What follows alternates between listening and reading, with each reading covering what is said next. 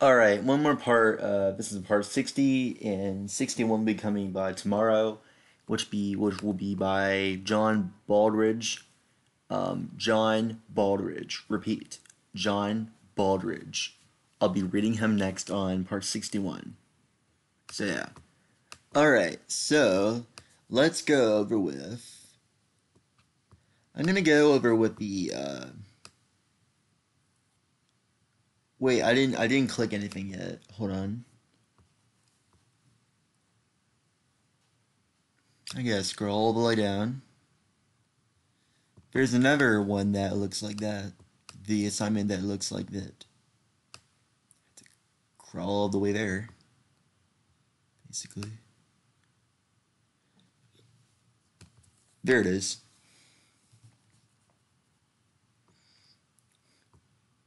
Alright. Predicting the 2020 presidential election. Introduction. View the following video clip and answer each of the questions listed below. Video clip. Predicting swing states in the 2020 election. What is meant by race ratings? How do various race ratings compare to each other? According to Kyle Kondik, what factors go into rating swing states during the presidential election? What are the challenges with rating and predicting elections? Application. Complete a chart using the information in videos and compiling data for 270 to win. Make a prediction on who you think will win and explain why. State of Arizona, Florida, Michigan, Nevada, and New Hampshire. 2016 results, 2020 polling data, factors and issues impacting the outcome in 2020. Who do you think you win? North Carolina, Ohio, Pennsylvania, and Wisconsin. Simulation. Use the interactive map for 270 to win. You can click on that link. Use your predictions from a chart above to record your results. Indicate the predicted winner on the map by clicking until it's either red or blue. Track on how each state impacts that total tally the top. Record and analyze your results below. Results: President Donald Trump or Vice President Joe Biden. Predicted electoral college votes. Answer all the you can. My answer keys will be right there. Before I get done with the not owned by me assignments. Conclusion: answer the following questions based on the videos in the electoral college map simulation. What swing states would former Vice President Biden needs to win the electoral college? How likely do you think this is going to occur? What states would President Trump need to win into the electoral college? How likely do you think this will occur? And that's about it. All right, I'm gonna look for sports nutrition and culinary. That's where I am. All right, sports nutrition with Mrs. Fisher. Bacteria are organisms with no nucleus. What is the function of vitamin B12? The immune system. What is a virus? A two-part structure that makes proteins. B. Strain of hereditary strain of hereditary material surrounded by protein coating. C. Director of an all cell activity. D. Structure within the nucleus. Which nutrients are body's main source of energy? A. Fat. B. Protein. C. Carbohydrates. And D. Water. Weight loss achieved with a fat diet is usually temporary. True or false? Bacteria are not important. True or false? How do bacteria reproduce? A. Budding, growing out of a parent cell. B. Binary fission. C. Cloning. And B is also the splitting or dividing into two, when people are dividing into two groups.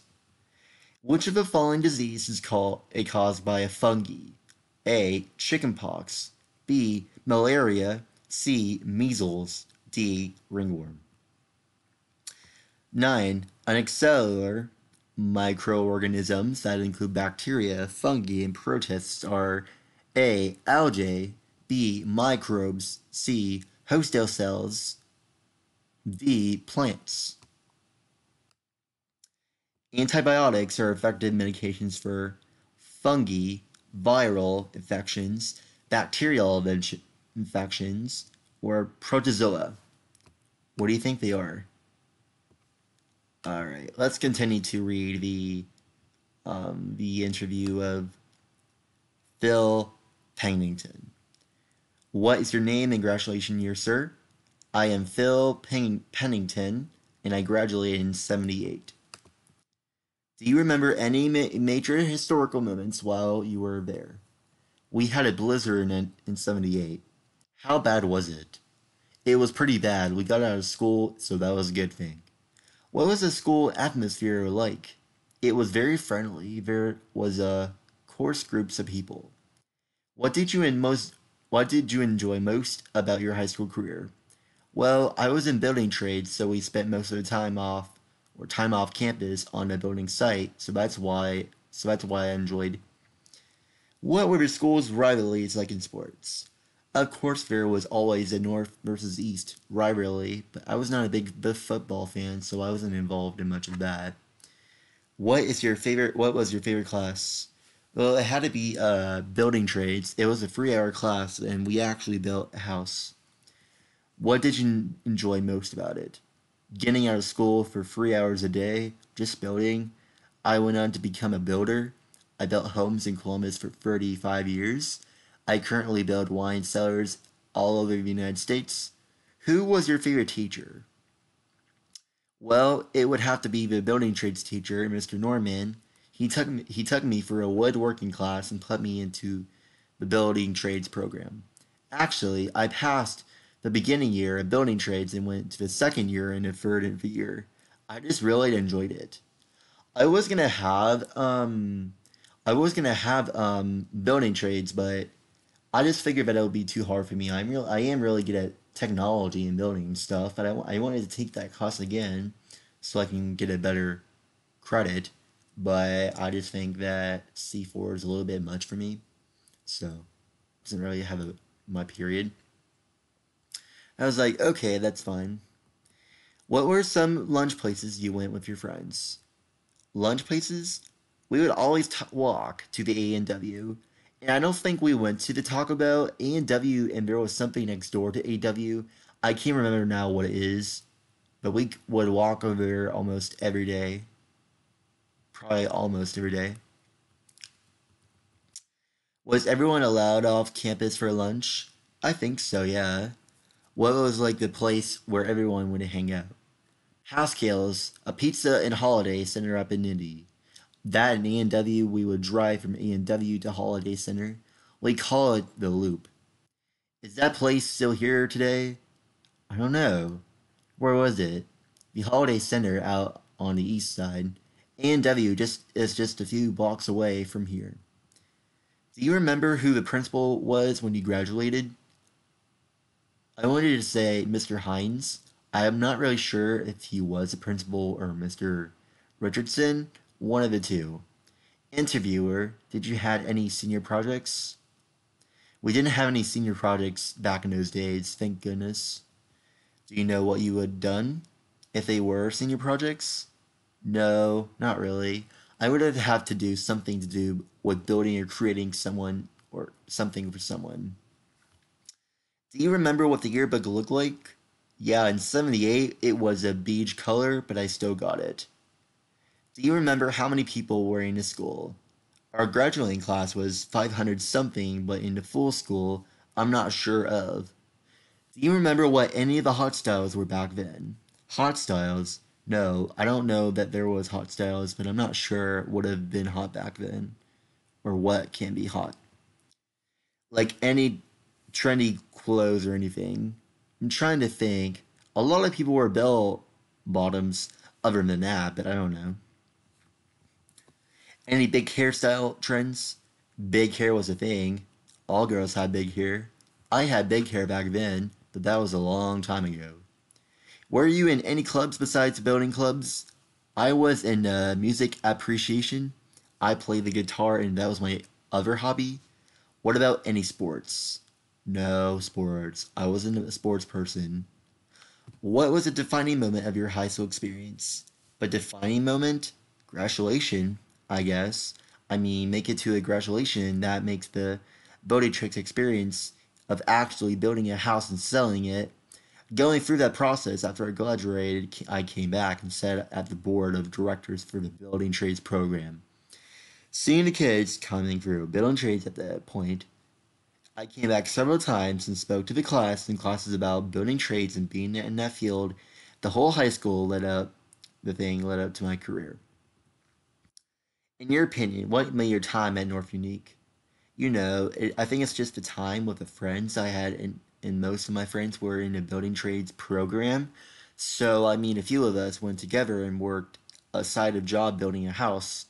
But the whole friendship and building trades thing is kind of a made dream come true together, and it was kind of the main thing.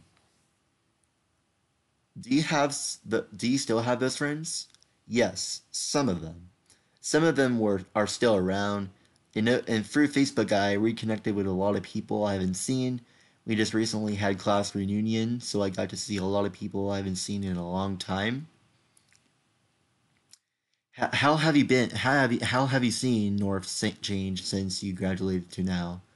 Oh my gosh, the change is incredible, and it seemed like it started the day after we left.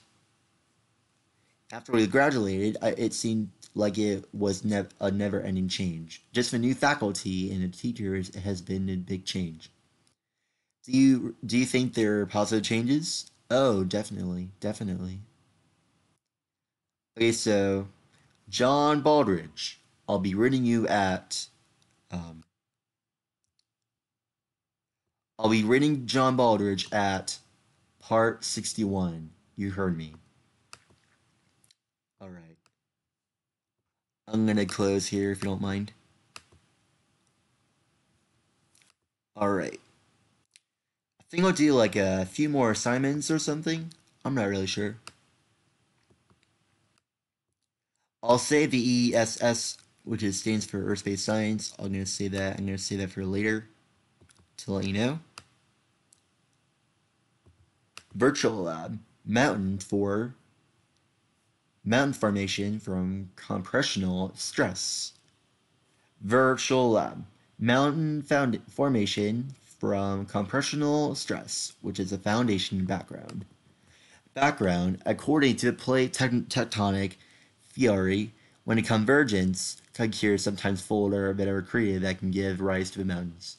Incredibly large, just huge amounts of compressional stress can cause more like plastic or ductile rocks to deform.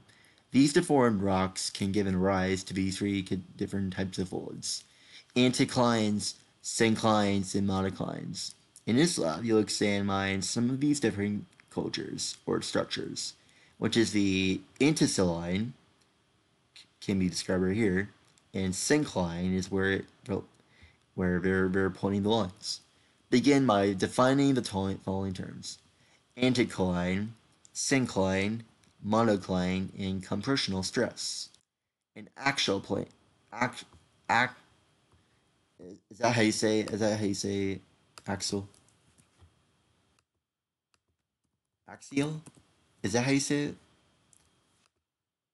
Is that how you say? Is that how you say axial? Axial. Axial. Okay. Okay. Axial plane. I barely got that right. Now correctly label each of these diagrams as either an anticline or syncline. Also mark the axial plane, which is the A for B. This line is going right here. This line is right here. What are they honestly? Beds of rocks are originally laid down horizontally in two layers. Look at the following picture and describe the layers' orientation to each other. Video 1. Now watch the following video clip and describe what happens when compressional stress is greater than one in one direction. Describe what is happening to the rock layers. Describe the incline syncline pair. Click here for video if you want to watch it. Oh, this is Mr. Britton's video. If you guys are in Mr. Britton's class, you can actually watch it if you want to. Video 2. Now watch the next following video and clip and describe what happens when compressional stress is combining for both directions. Describe what is happening to the rock layers.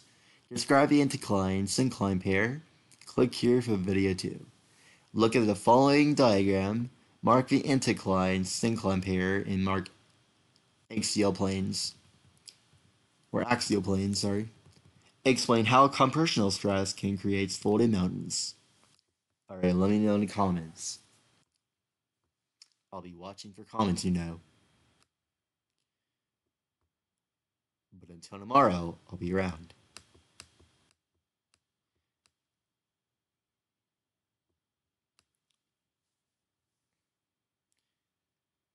Oh, I'll be Elaine. I'll be doing your story at. I'll be doing your story at. Maybe like from John Baldridge after him.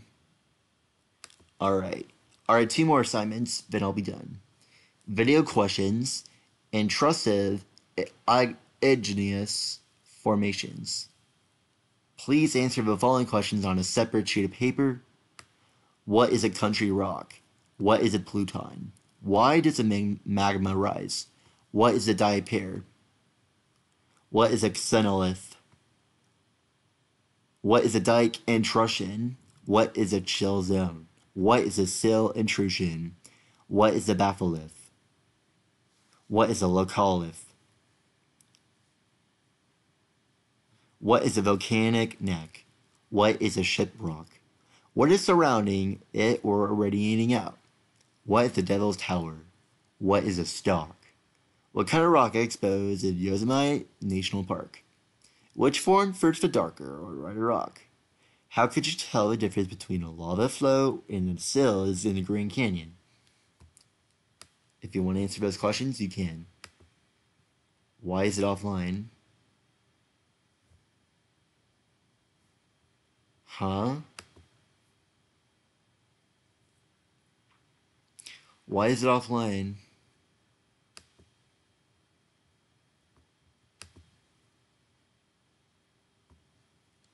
I was gonna say, if I didn't have any internet on this, I would just wait all day. I would not like it. It doesn't normally do this though, but I. Alright, one more assignment I'm gonna. Alright, writing a personal statement about class behavior. I think this was made by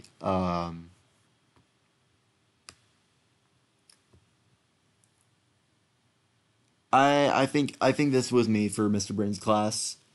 Um, Writing a personal statement about class behavior. Please make sure that these answers are on the same Google document that all of your other work is on. Personal statement. Write a statement about how you want and believe this class to be. Ask yourself, how do I want you to be treated? How do I want to treat others? What should this class community look like? First, write 10 words you think that are key for classroom community success. Second, write standalone sentences. They don't have to connect to each other. Example, students will always be polite, which is a respect. Okay? Third, write a multiple sentence paragraph about how you think things should be done in this class. Here are some things or some ideas to help you get started. Willingness to engage and be challenged. Willingness to look at my behaviors first. Willingness to be patient with myself or others. Willingness to be compassionate with myself and others. I'm gonna go with. I'm gonna go. Some people have questions about the.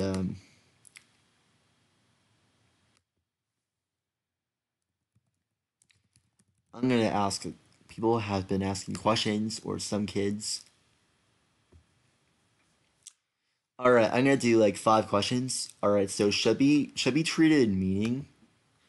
To behave towards someone or deal with something in a particular way. My parents treated us all the same when we were kids. Just like my mom, for example, he treated his wife very badly. You should treat your parents with more respect. You should always treat people with respect. They deserve respect. Always. Always in this life. Always in this lifetime. Always. What does mean by treated? To act or behave towards a person, just like in a fourth one, in some specific way, to treat someone with respect, to consider or regard in a specific way, or specified way, and deal with it accordingly, to treat a matter as an unimportant, to deal with a disease, patient, etc., in order to relieve occur, to deal within speech or writing discuss, which can be tending. Give medical care or attention to try to heal and cure. The two were treated for cuts and bruises. Alright, what is another word for treated? Used, rated, esteemed, responded to, viewed, regarded, considered, reacted to, served, and handled. Have been treated meaning. It means in the past the action occurred over a specified amount of time. She has been treated with these medicine in 2004. Incorrect. We say she is being treated. Alright, I'm gonna do another question.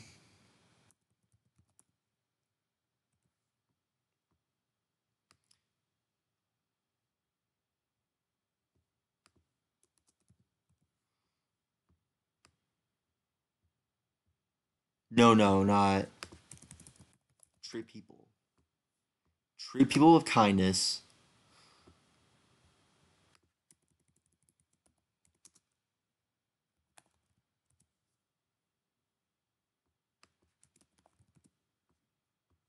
How about kindness? Alright, some people have a question about what does kindness really mean? Or how do you describe kindness? Let's go over two more questions, which is what does kindness really mean? Kindness is a sincere and voluntary use of one's time, talent, and resources to better the lives of others, one's own life, and the world through genuine acts of love, compassion, and generosity and service. Moreover, kindness involves choice. Alright, one more question before I end this video. How do you describe kindness? Kindness is defined as the quality of being friendly, generous, and considerate.